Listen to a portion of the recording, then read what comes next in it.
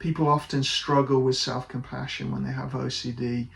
This can be that we don't feel we're worthy of self-compassion because of the content of our thoughts, or because of the behaviors, the compulsions we've done, or the impact it's having on people in our life.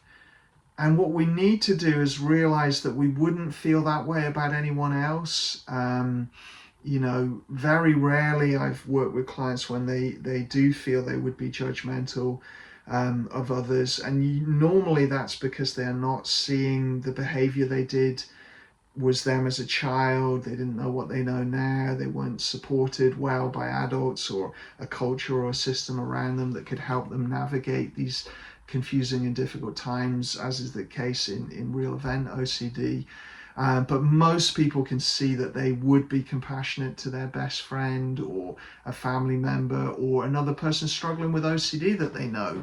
They would be kind and supportive to that person. So we've got to try and tap into that perspective to realize that we didn't choose our brains to be vulnerable to having OCD. We haven't done anything to cause it. The stressful life events or traumatic experiences that may have activated this biological vulnerability were not under our control.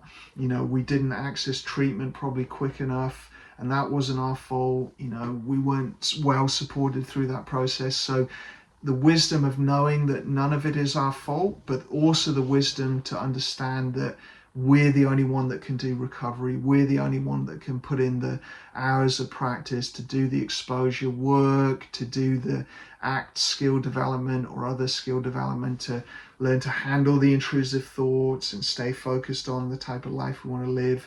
Only I can do that. And so it's this wisdom of it's not my fault, and I wouldn't judge other people the way I'm judging myself, and only I can get out of this place and back into my life.